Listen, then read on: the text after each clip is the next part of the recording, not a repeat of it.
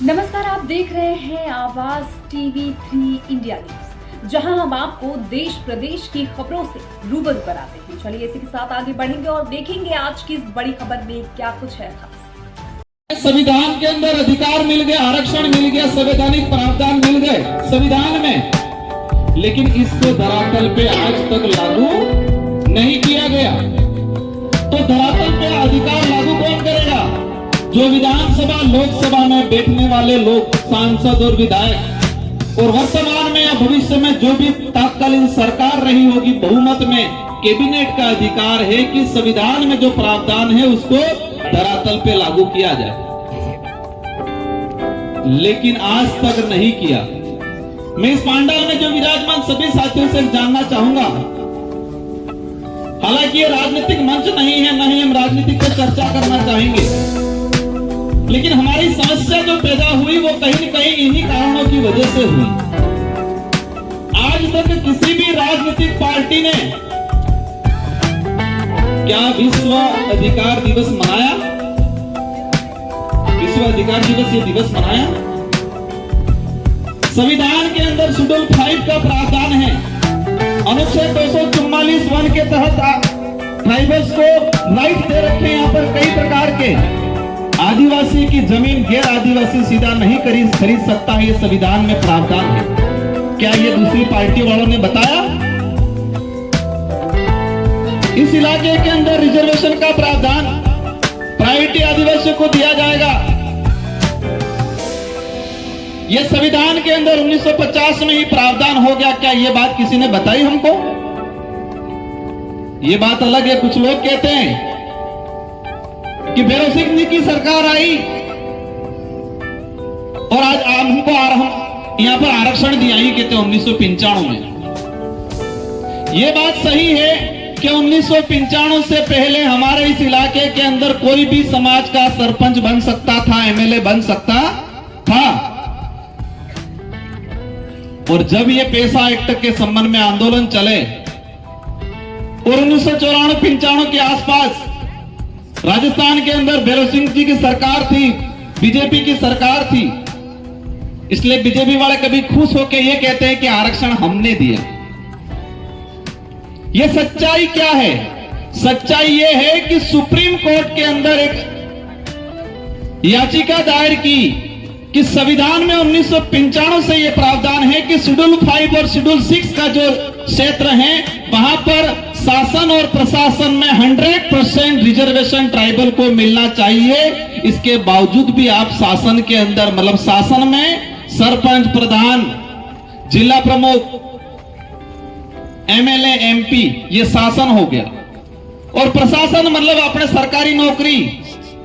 तो संविधान में प्रावधान था और उसको लेके सामाजिक सेवी नॉर्थ ईस्ट का समाज सेवी था, उसने सुप्रीम कोर्ट में याचिका दायर की कि देश के अंदर संविधान के अनुरूप शेड्यूल 5 के प्रावधान लागू नहीं है। और सुप्रीम कोर्ट ने डंडा किया सभी सरकारों को। राजस्थान के अंदर उसमें भैरव सिंह जी की सरकार थी और कहा कि संविधान में प्रावधान है, आप लागू कहीं क्यों नहीं कर रहे हो, और उनको मजबूरन लागू करना पड़ा उस समय। इससे क्लियर ये होता है कि किसी पार्टी वाले ने आरक्षण नहीं दिया है। आरक्षण हमारे बाप दादा ने लड़ झगड़ के अंग्रेजों से, राजा रजवाड़ों से, मुगलों से संविधान के अंदर प्रावधान करवाया। 1875 का जो अधिनियम था उसमें यह शेड्यूल 5 का प्रावधान हुआ और 1950 के अंदर संविधान के अंदर एज इट इज इसको लिया गया। हमारा विषय यह था आज, हमारा विषय यह था कि हमारे लोगों को हमारे राइट्स बताए। अभी पूर्व वक्ताओं ने बताया, क्या बोला? पुलिस प्रशासन परेशान करता है, राजस्व वाले परेशान करता है। हम सभी को दोष नहीं दे सकते। हो सकता है कुछ % जो गलत मानसिकता से या गलत विचारधारा से प्रभावित लोग होते हैं अधिकारी, वो जरूर हमारा शोषण करते होंगे, हर कोई नहीं करता है। तो उसको लेके भी कहना चाहूंगा, हमारा राइट से अधिकार ये है। पैसा एक्ट में यह स्पष्ट कर रखा है कि 2 साल तक की सजा वाला कोई भी मामला संबंधित थानेदार सीधा थाने में मुकदमा दर्ज नहीं कर रहे। ये पेशा एक्ट में प्रावधान कर रखा है। 2 साल की कम सजा वाला छोटा मोटा मामला अगर कोई भी आदमी सीधा थाने में जाए तो संबंधित जो जांच अधिकारी है वो पेशा एक्ट की जो हमारी ग्राम सभा है उस ग्राम सभा को भेजेगा। ग्राम सभा पहली प्रायोरिटी देगी कि आपसी समझौता हो। ये कानून में लिखा हुआ है, पेशा एक्ट में लिखा हुआ है। ये बात कोई नेता बता रहे हैं, दूसरी पार्टी वाले बताते हैं। अब इस बात को करने के लिए हम आए थे यहां, संविधान की 5वीं अनुसूची के प्रावधान को बात करने आए थे। सुप्रीम कोर्ट के कई जजमेंट आए हैं, उस जजमेंट में कहा है कि आदिवासी हजारों साल से इस पे शोषण हुआ है, तो आजाद भारत के अंदर संविधान में जो प्रावधान है आदिवासियों को मिलना चाहिए। ये सुप्रीम कोर्ट और हाई कोर्ट के कई जजमेंटों ने कहा है। हम ये बात करने आए थे, लेकिन बात को, इस मुद्दे को भटकाने के उद्देश्य से ये पहली बार नहीं हो रहा है और हमें भी पता था ये चीजें आएगी, हमारा अड़चन, हमारा विरोध भी होगा, हमें गालियां भी देंगे, हमारे साथ धक्का मुक्की करने भी आएंगे भविष्य में, क्योंकि कुछ लोगों को मानसिक रूप से गुलाम बना रखा है। क्या कर रखा है? मानसिक रूप से गुलाम। हम अधिकार की बात करने आए, उन्होंने धर्म की बात को लाके रख दिया। लायक नहीं लाए यहां। क्या कहा? राजकुमार का विरोध करेंगे। राजकुमार 2 बार विधायक रहा, 84 की जनता ने मुझे बनाया और तीसरी बार आप सब ने रात दिन मेहनत करके मुझे सांसद बनाया। 2 बार विधायक रहते हुए विधानसभा में मैंने ये बात बोली है। ऐतिहासिक आधार पे ये स्पष्ट है कि आदिवासी समुदाय की परंपरा, धार्मिक व्यवस्था किसी भी धर्म से मेल नहीं खाती। संवैधानिक प्रावधानों से यह स्पष्ट है कि आदिवासी समुदाय धर्म पूर्वी है और कई सुप्रीम कोर्ट और जजमेंट के जो आए हैं उससे यह स्पष्ट है कि आदिवासी न हिंदू है, न ईसाई है, न मुस्लिम है, न बौद्ध है।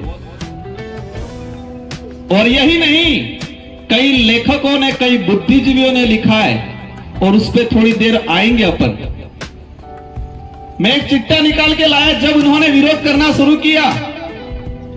धर्म को लेके ले आए, हम अधिकार की बात करने आए थे, ये धर्म पे आ गए।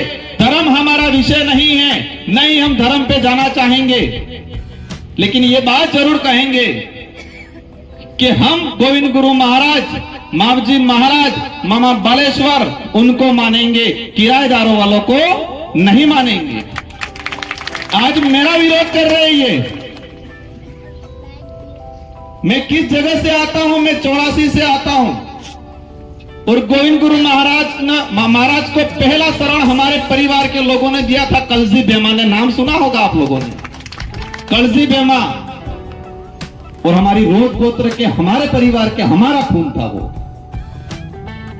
गोविंद गुरु महाराज ने पहली शुरुआत भक्ति की बात करें आदिवासी समाज में बासिया धाम से शुरू किया, बासिया से। और वो हमारे परिवार कलजी बेमा, जो पुराने बुजुर्गों हम वो जानते होंगे, और कलजी बेमा के घर से वो रोड हमारे गोत्र के, हमारे परिवार के लोगों से, वहां से हमारी भक्ति शुरू हुई है और हमको सिखाएंगे ये भक्ति क्या है।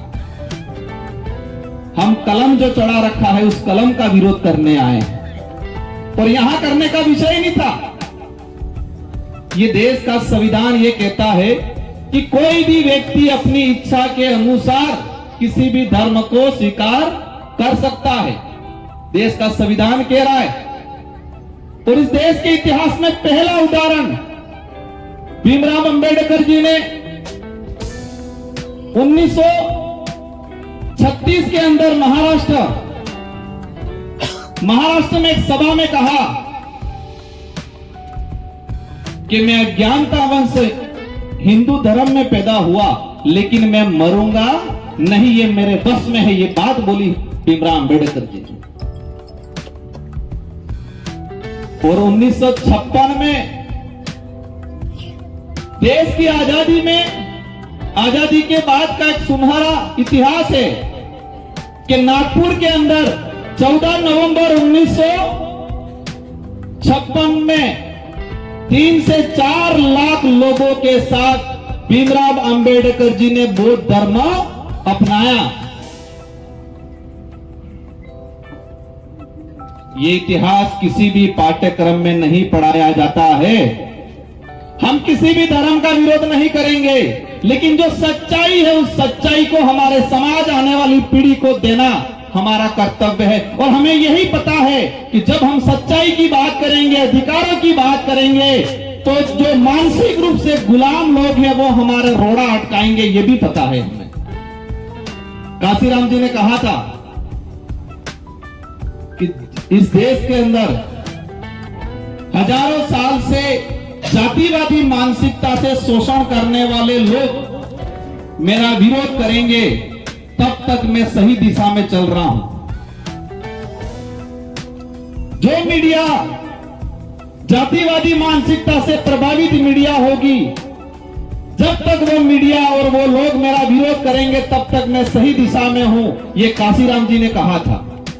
और जिस दिन उन लोगों ने, वो जातिवादी मानसिकता वाली मीडिया ने मेरी तारीफ शुरू कर दी, तो समझ लो मैं गलत दिशा में जा रहा हूं, ये काशीराम जी कहते थे। तो आज भी यही मेरा विरोध करते हैं तो मुझे खुशी होती है, मुझे दुख नहीं होता है, क्योंकि हम सही दिशा में चल रहे हैं। हम सही दिशा में चल रहे हैं। हम वास्तविक गोविंद गुरु महाराज महाबलेश्वर की भक्ति का अनुसरण कर रहे हैं, ये हमें लगता है। और ये बात भी समझ लेना, जो विरोध करने वाले हैं उन्होंने हमारी तारीफ करना शुरू कर दिया, समझ लेना हम गलत दिशा में जा रहे हैं। हुआ था कि नहीं हुआ था? भाजपा के प्रदेश प्रभारी आए, उन्होंने कहा राजकुमार रोड बहुत अच्छा आदमी है। कहा कि नहीं कहा?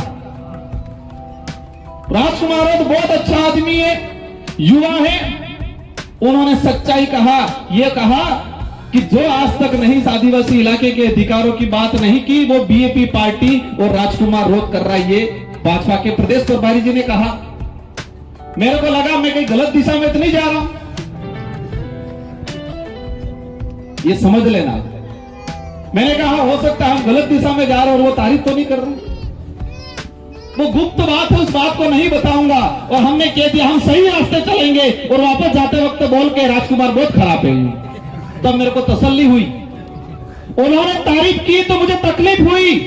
उन्होंने वापस जाते वक्त कहा राजकुमार खराब है, तो मुझे अच्छा लगा, क्योंकि हम सही दिशा में जा रहे हैं। ये बात ध्यान रखना, ये लड़ाई नेता बनने की नहीं है, ये लड़ाई सिर्फ नाम कमाने की नहीं है, ये लड़ाई वास्तविकता को आगे ले जाने की, हमारे अधिकारों को लड़ने की, संविधान को धरातल पर लाने की आबा वाली पीढ़ी ने सुनहरा अवसर आलवानी लड़ाई है। गोविंद गुरु महाराज कही कहता उसने निस करो, निस ने ओस करो, ये हमारी भक्ति है। मैं कई उदाहरण लेके आया हूं, समय काफी हो गया है। एनसीईआरटी, इस देश के अंदर पाठ्यक्रम चलता है, उसका पाठ्यक्रम तैयार करता है एनसीईआरटी। और एनसीईआरटी के किताब थी 12वीं क्लास में सामाजिक विज्ञान की। इस किताब में यह पढ़ाया जाता था, क्योंकि ये बात इसलिए बता रहा हूं मैं आज कि भाजपा के लोगों ने, इन लोगों ने बिरसा मुंडा युवा शक्ति के नाम से ये कार्यक्रम कर रहे, नहीं कर रहे, बिरसा मुंडा जी के नाम से। तो बिरसा मुंडा जी का उपदेश था 12वीं क्लास सामाजिक विज्ञान की किताब में, इनके पाठ्यक्रम में सम्मिलित किया गया था कि आदिवासी समुदाय की अपनी भक्ति परंपरा अन्य धर्मों से अलग है। आदिवासी समुदाय की भक्ति परंपरा, रीति रिवाज न हिंदू से मेल खाते हैं, न ईसाई से मेल खाते हैं, ये बिरसा मुंडा ने कहा था। जिस बिरसा मुंडा जी को आगे करके ये लोग घूम रहे हैं।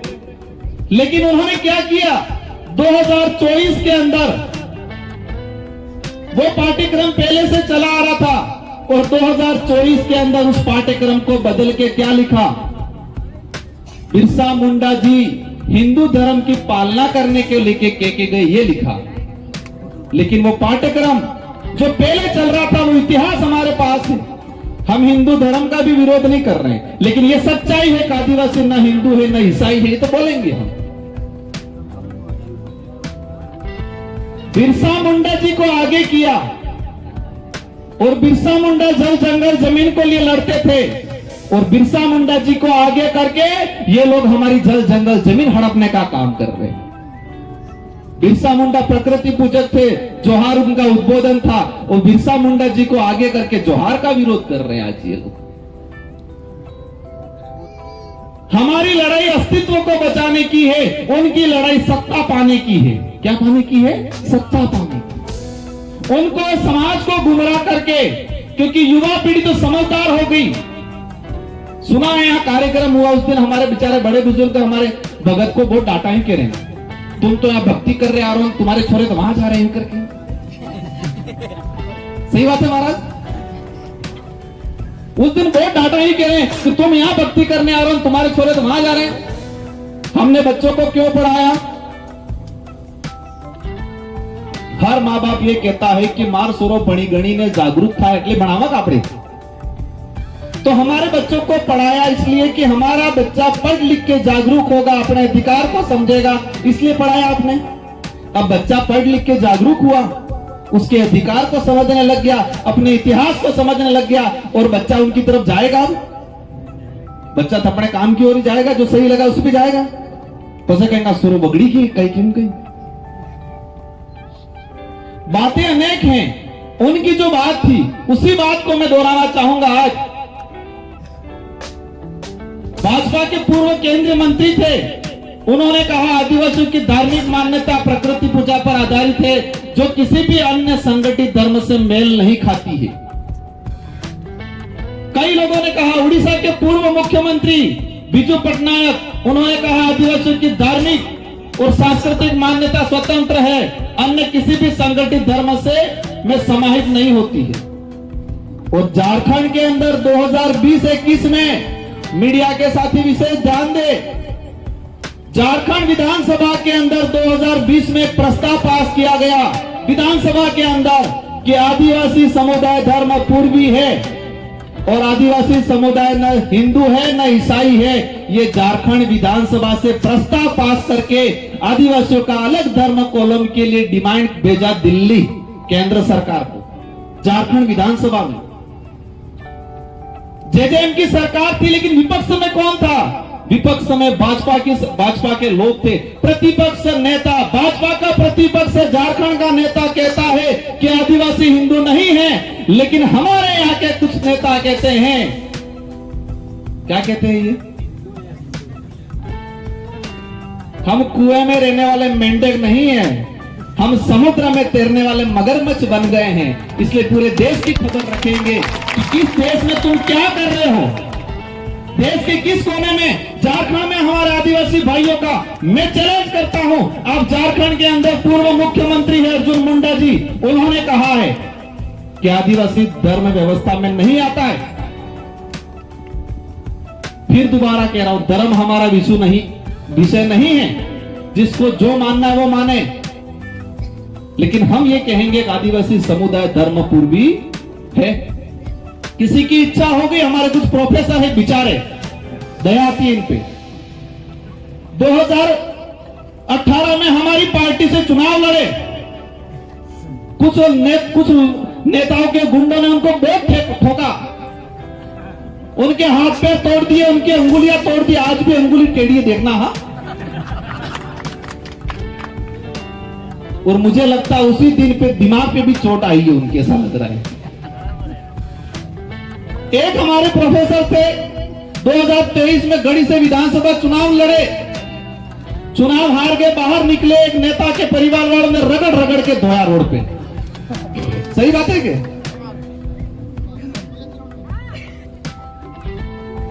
फिर भी वो कहां जाके चले गए? जिनको रगड़ रगड़ के उनको मारने वाले थे वही घुसे। तो उस दिन से इनके दिमाग पे चोट आई है। इसलिए बेचारे हमारे साथी कह रहे थे हमको कहीं नहीं उलझना है, वो बेचारे हैं, इन पे दया करनी है।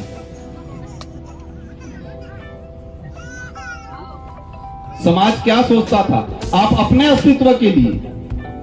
एक प्रोफेसर साहब कुछ पहले दिन तो कह रहे थे कि आदिवासी किसी धर्म में नहीं आता, और आज कह रहे हैं कि वर्ण व्यवस्था में। आप मानो कोई दिक्कत नहीं, आप सूत्र में जाके मानो, हमें कोई दिक्कत नहीं है। आपको अच्छा लग रहा है जो धर्म मानो, हम विरोध नहीं कर रहे। यहां पर भी जो बैठे हम किसी को ये पाबंद नहीं कर रहे, जिसको कि इस देश का संविधान आजादी देता है प्रत्येक व्यक्ति को। आज देश के अंदर हम देख रहे हैं कि सारा खेल है दिमाग का। कुछ विचारधारा ने ये किया, आदिवासी समुदाय को इनको कमजोर करना है, दलित को कमजोर करना है, माइनॉरिटी को कमजोर करना है, तो उनको आपस में लड़ाओ। और आपस में लड़ाने का एक साधन देखा उन्होंने, धर्म। मानसिक गुलामी सबसे बड़ी गुलामी होती है। और मैं कई बार कहता हूं, मानसिक विकलांगता, एक आदमी आंखें की पोख की विकलांग रहे, आपने देखा है विकलांग है, देखा आपने देखा है, और एक दिमाग थे की विकलांग कहवाय, ये देखा है आपने नहीं देखा है। तो कुछ विचारधारा ऐसे जैसे संगठनों ने हमारे समाज के कुछ लोगों को दिमागी रूप से विकलांग करके छोड़ दिया है। और जो दिमाग से विकलांग है, ये हम में सब डहा वजून लड़वा आवे, बड़द वजून। ये उदाहरण मैं बार बार देता हूं, उसको आज भी दूंगा क्योंकि कुछ बड़द आवी के तवेला के अपने जब बारिश का समय आता है तो पेलो डाहो थोड़ा खाइन काटो था, अपने ये बड़ा दिन के डाहों पे बड़द अब काटो थाइन पसे डाहा डाहा बड़द बड़द लड़ाई से की तेने हेंगड़ो भांगे कि नहीं भांगे। अब हेंगड़ो भांगी जाए, साटा गाड़ी पड़े तेरा कीड़ा पड़ी जाए, दिमाग में हो पड़े कीड़ा, तो कीड़ा पड़वा बाद भी एना बड़द ने कई फर्क नहीं पड़े, खा એટલે ખાય સારે એટલે સારે આપણે ઓળાકત ઓળ भी फरे ओले। लेकिन घर तणी विचार करता है, मालिक विचार करता है कि मेरे बड़द के दिमाग में कीड़े भर गए हैं, कल उठा के इस बड़द को नुकसान होगा, इस बड़द का इलाज कराना पड़ेगा। फिर डॉक्टर ढूंढता है, फिर डॉक्टर लाता है, उस बड़द को व्यवस्थित जो काटो रोकड़ू में मादी नहीं मादी, खोटे मादी बराबर बेचा टाचा है, खोटे मादी हिंगड़ो मादी पसे डॉक्टर ने हाथे डॉक्टर बराबर पहले रुई गाली में सफाई करे, कीड़ा काढ़े, वो डॉक्टर बड़द बेन बे पोके ठेके कीड़ा काढ़ी पसे दवाई नाके फिर दूसरो કરીને अंदर पैक करे, बड़द बेन बे पोके ठेके, ठीक है कि नहीं ठीक है। फिर वो बड़द उस मालिक और उस डॉक्टर को दुश्मन की तरह देखता है और बार बार दौड़ के मारने जाता है। लेकिन उस बेचारे मालिक और तो अभी हमने आपको इस बड़ी खबर से रूबरू कराया, ऐसी ही और तमाम बड़ी खबरों से हम आपको रूबरू कराएंगे, ऐसे ही तमाम खबरें हम आप तक पहुंचाएंगे। बस आप हमारे साथ बने रहिए और देखते रहिए आवाज TV3 इंडिया न्यूज, और हमारे चैनल को लाइक, सब्सक्राइब और शेयर जरूर करें।